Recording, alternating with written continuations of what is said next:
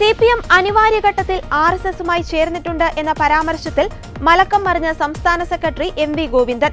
പറഞ്ഞത് 50 വർഷം മുമ്പുള്ള കാര്യമാണെന്നും രാഷ്ട്രീയ മാറ്റത്തെക്കുറിച്ച് പറഞ്ഞപ്പോൾ ചൂണ്ടിക്കാണിച്ച ഉദാഹരണമാണതെന്നും അദ്ദേഹം പറഞ്ഞു. RSSുമായി അന്നും ഇന്നും എന്നും ബന്ധമുണ്ടാകില്ലെന്നും ചരിത്രത്തെ ചരിത്രത്തിന്റെ ഭാഗമായി തന്നെ പഠിക്കണമെന്നും അദ്ദേഹം വാർത്താ സമ്മേളനത്തിൽ പറഞ്ഞു. ഞാൻ പറഞ്ഞ മനസ്സിലാക്കിയില്ലേ? RSS ഞാൻ പറഞ്ഞു, കൃത്യമായിട്ട് ഞാൻ പറഞ്ഞു. അതിൻ്റെ ചരിത്രം ഞാൻ പൂർണ്ണമായിട്ട് വിശദീകരിച്ചു. ആരൊക്കെ ചേർന്നിട്ടാണ് ജനതാ പാർട്ടി രൂപം കൊണ്ടത് എന്ന് ഞാൻ പറഞ്ഞല്ലോ.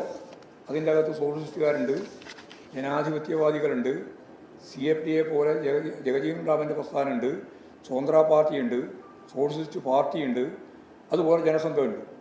ജനസംഘത്തിലെ ഒരു വിഭാഗമാണ് RSS. ഇവരെല്ലാം ചേർന്നതാണ് യഥാർത്ഥത്തിൽ ജനതാ പാർട്ടി. ആ ജനതാ പാർട്ടിയുമായിട്ടാണ് ഞങ്ങൾ സഹകരിച്ചത്. അതാ കാര്യം. RSS ഒരു പാർട്ടിയല്ലല്ലോ. നിങ്ങൾക്ക് എന്താ ഇപ്പോൾ RSS നിങ്ങൾ മനസ്സിലാക്കേണ്ട ഒരു കാര്യം, RSS ഒരു രാഷ്ട്രീയ പാർട്ടിയല്ല. അപ്പോൾ രാഷ്ട്രീയ പാർട്ടി എന്ന രീതിയിൽ CPMന് ഒരു RSSുമായിട്ട് ചേരേണ്ടത് പ്രശ്നം അന്നുമില്ല ഇന്നുമില്ല. എന്നാൽ ഇവരെല്ലാമായിട്ട് സഹകരിക്കുന്ന നിലപാടിലേക്ക് എത്തിയ അടിയന്തരാവസ്ഥയുടെ പശ്ചാത്തലമാണ് ഞാൻ അടുത്ത ഭാഗത്തിൻ്റെ ഭാഗമായിട്ട് വിശദീകരിച്ചത്. അതിൽ ചേർന്ന വിഭാഗത്തെയാണ് ഞാനിപ്പോൾ നിങ്ങളോട് പറഞ്ഞത്. അത്രയേ കാര്യമുള്ളൂ. ഇല്ലല്ലോ, ഒരു മാറ്റമില്ല. ഇതേ പറഞ്ഞാൽ മതി. RSSുമായിട്ട് ഒരു ബന്ധവും രാഷ്ട്രീയമായിട്ട് CPMനില്ല. അന്നുമില്ല ഇന്നുമില്ല ഇനി നാളെയുമില്ല. അന്നുമില്ല ഇന്നുമില്ല നാളെയുമില്ല. അല്ല, പി സുന്ദരയുമായിട്ട് ബന്ധപ്പെട്ട രാഷ്ട്രീയ പ്രശ്നങ്ങളെല്ലാം പിന്നീട് നടന്ന പാർട്ടി കോൺഗ്രസുമായിട്ട് ബന്ധപ്പെട്ട് കൃത്യമായ നിലപാട് സ്വീകരിച്ച് പാർട്ടി മുമ്പോട്ടേക്ക് പോയിട്ടുണ്ട്, സുന്ദരയ്യ ഉൾപ്പെടെ. അത്രയേ ഉള്ളൂ കാര്യം. ഇന്നലെ ഞാൻ പറഞ്ഞത് ഇത് തന്നെയാണ്. വെറുതെ പറയുകയാണ്. പിന്നെ ജമാഅത്ത് ഇസ്ലാമിൻ്റെ താല്പര്യം സംരക്ഷിക്കാൻ വേണ്ടി നടക്കുന്ന ചില ആളുകൾ അതിനെ വളച്ചൊടിച്ച് നിലപാട് സ്വീകരിക്കുകയാണ് ചെയ്തത്. അതാ പറ്റാ മലയാളം. അത് ഇത് വിവാദമാവേണ്ട ഒരു കാര്യമില്ല. എന്തിനാണ് വിവാദം? 50 കൊല്ലം മുമ്പ് അടിയന്തരാവസ്ഥ കാലഘട്ടത്തിലുണ്ടായ ഒരു സംഭവം സംബന്ധിച്ചിടത്തോളം ചരിത്രത്തിൻ്റെ ഭാഗമായിട്ട് ഇപ്പം പറഞ്ഞത് എന്തിനാണ് വിവാദമാകുന്നത്? വിവാദമാക്കാൻ ഉന്നം വെച്ചുകൊണ്ട് നടത്തിയിട്ടുള്ള ശ്രമമാണെന്നാണ് കാര്യം. അതാ കാര്യം. അല്ലാണ്ട് അതിനകത്ത് വേറെ പ്രശ്നമൊന്നുമില്ല. ജനസംഘമായിട്ടല്ല സഹകരിച്ചത്.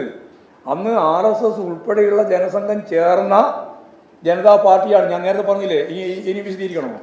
നിരവധി പാർട്ടികൾ, നിരവധി ധാരകൾ എല്ലാം ചേർന്നാണ് ജനതാ പാർട്ടി ഉണ്ടായത്.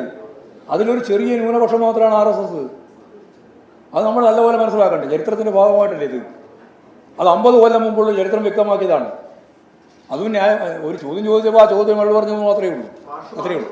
അല്ല, ഇത് എന്താണ് വിവാദമാവേണ്ടതെന്നാണ് ഞാൻ ചോദിച്ചത്. അതിൻ്റെ അർത്ഥം അതല്ലേ? 50 കൊല്ലം മുമ്പ് നടന്ന ഒരു സംഭവം സംബന്ധിച്ചിടത്ത് ഇപ്പം വിവാദമാവേണ്ട എന്ത് പ്രശ്നങ്ങൾ? നിങ്ങൾ ജമാഅത്ത് ഇസ്ലാമിക്കെതിരായി നിലമ്പൂർ നിയോജക മണ്ഡലത്തിലും കേരളത്തിലും ഞങ്ങൾ ഉയർത്തിയിട്ടുള്ള രാഷ്ട്രീയ നിലപാടിന് മറുപടി പറയാൻ കഴിയാതെ UDFനെ സഹായിക്കാൻ ഒരു നിലപാട് സ്വീകരിച്ചു എന്ന് മാത്രമേ പറയാൻ സാധിക്കുള്ളൂ, ജമാഅത്ത് ഇസ്ലാമിന് അനുകൂലമായിട്ട്. അത്രയേ ഉള്ളൂ കാര്യം. അതാണ് ഞാൻ നേരത്തെ വിശദീകരിച്ചത്. ഒരു വടിയും കൊടുത്തില്ല. ഒരു കാര്യവും അതിൻ്റെ അകത്ത് വിവാദം ഉണ്ടാക്കേണ്ട കാര്യമില്ല. ഇപ്പോഴുമില്ല, അന്നുമില്ല, ഇനിയും ഉണ്ടാവില്ല. നിരോധിക്കപ്പെട്ടിട്ടുണ്ട്. ഇതൊന്നും ഞാൻ പറഞ്ഞില്ല. നിരോധിച്ചുകൊണ്ടൊന്നും ഒരു പ്രസ്ഥാനം ഇല്ലാതാവില്ല. ആ ഒരു നിലപാടൊന്നും ഞാൻ എടുത്തില്ല. അല്ല, ഞാനതിനെ അനുകൂലിക്കുന്നുമില്ല, പ്രതികൂലിക്കുന്നുമില്ല. കാരണം നിലപാടെന്താ പറഞ്ഞാൽ, ഒരു പാർട്ടിയെയും ഒരു പ്രസ്ഥാനത്തെയും ഒരു ആശയത്തെയും നിരോധിച്ചുകൊണ്ട് അവസാനിപ്പിക്കാൻ സാധിക്കുന്നതല്ല. എത്രയോ പ്രാവശ്യം നിരോധനത്തിന് വിധേയപ്പെട്ട പാർട്ടിയാണ് കമ്മ്യൂണിസ്റ്റ് പാർട്ടി. എന്നിട്ട് കമ്മ്യൂണിസ്റ്റ് പാർട്ടി ഇവിടെ ഇല്ലാതായിട്ടില്ലല്ലോ. അത് തന്നെയാണ് ചരിത്രത്തിൻ്റെ ഭാഗമായിട്ടുള്ള, അതാ പറഞ്ഞത്, ചരിത്രത്തിൻ്റെ ഭാഗമായിട്ടുള്ള ഏറ്റവും പ്രധാനപ്പെട്ട കാര്യം അതാണ്. അല്ല, അവർ ചോദിച്ച ചോദ്യം എങ്ങനെയാണ് മാറ്റങ്ങൾ സംഭവിക്കുന്നത് എന്നതിനെ പറ്റിയാണ്. രാഷ്ട്രീയ മാറ്റം എങ്ങനെയാണ്, അതാണ് അതിൻ്റെ അകത്ത് ഏറ്റവും പ്രധാനപ്പെട്ട കാര്യം. അങ്ങനെ എല്ലാം ഒരു ഒരേ ദിശയിൽ ഇങ്ങനെ നിൽക്കുകയല്ല ചെയ്യുക. രാഷ്ട്രീയം പലതരത്തിൽ മാറുക ചെയ്യുക. മാറ്റത്തിന് വിധേയപ്പെടാതെ ഒന്നും തന്നെയില്ല. അപ്പോൾ എങ്ങനെയൊക്കെയാണ് മാറുന്നത് എന്ന് പറയുന്നതിന് വേണ്ടി ഞാൻ ചൂണ്ടിക്കാണിച്ച ഒരു ഉദാഹരണം മാത്രമേ ഉള്ളൂ. അതിനെ പർവ്വതീകരിക്കാൻ വേണ്ടിയിട്ടുള്ള, തെറ്റിദ്ധാരണ ഉണ്ടാക്കാൻ വേണ്ടിയിട്ടുള്ള ശ്രമം നടത്തിയെന്ന് മാത്രമേ അത് കാണേണ്ടിയുള്ളൂ. അതാണ് അത് സംബന്ധിച്ച് പറയാനുള്ളത്. ശരിയാണ്. ഇനി അതിന് വേറെ ഉത്തരം പറയുന്നത്.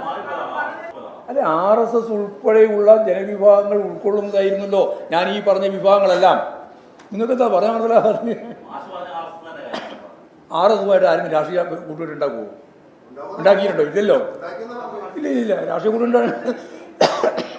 കൂട്ടുകെട്ടിനെ പറ്റിയേ ഞാൻ പറഞ്ഞിട്ടില്ല. അടിയന്തരാവസ്ഥയ്ക്കെതിരായിട്ടുള്ള മൂവ് ഡെവലപ്പ് ചെയ്തു വന്നു. അതിനെപ്പറ്റിയാണ് പറഞ്ഞത്. അത് ഗവൺമെൻറ് പരിശോധിക്കട്ടെ. അതായത് അത് CPIയും CPMും എല്ലാം കൂടി ചേരുന്ന മന്ത്രിസഭ വ്യക്തമായ തീരുമാനം എടുക്കട്ടെ. തീരുമാനത്തിന് ശേഷം നമുക്കൊരു നിലപാട് പറയുന്നല്ലേ നല്ലത്. ഇപ്പോൾ അതിനു മുമ്പ് പകുതി വന്ന ഒരു കാര്യത്തിന് മറുപടി പറയേണ്ട കാര്യമുണ്ട്. അത് UDFൻ്റെ ജമാഅത്തെ ഇസ്ലാമിൻ്റെ ബന്ധം അതിശക്തിയായിട്ടുള്ള രാഷ്ട്രീയ ചർച്ചയായിട്ട് വന്നപ്പോൾ അതിന് പകരം അവർ ആദ്യം ഏതോ ഒരു ഹിന്ദു മഹാസഭയോ മറ്റോ ഞങ്ങളുമായിട്ട് ഐക്യമുണ്ടെന്ന് പറഞ്ഞു. അത് ക്ലച്ച് പിടിക്കാതിരുന്നപ്പോൾ ഇപ്പോൾ അവസാനം ഇതായിരിക്കും നല്ലതെന്ന് വിചാരിച്ചിട്ട് പുറപ്പെടുകയാണ്. അതിലൊന്നും ഒരു കാര്യമില്ല. നിലമ്പൂരിലെ ജനങ്ങൾക്ക് നന്നായിട്ട് കാര്യം മനസ്സിലായിട്ടുണ്ട്. അവരതിൻ്റെ ഭാഗമായിട്ട് ഈ പറയുന്ന വിഭാഗങ്ങളുമായി ഒരു മഴവിൽ സഖ്യമുണ്ടാക്കിയിട്ടുള്ള UDFനെ നല്ല രീതിയിൽ പാഠം പഠിപ്പിക്കുക തന്നെ ചെയ്യും.